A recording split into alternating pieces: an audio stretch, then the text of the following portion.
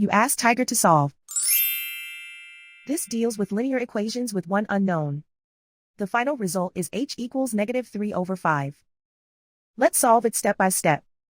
Simplify the expression. Simplify the arithmetic. Group all constants on the right side of the equation. Add 6 to both sides. Simplify the arithmetic.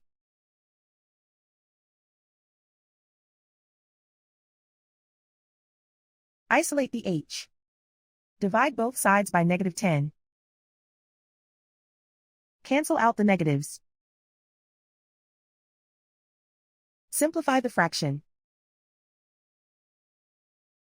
Move the negative sign from the denominator to the numerator. Find the greatest common factor of the numerator and denominator. Factor out and cancel the greatest common factor. And so the final result is h equals -3/5.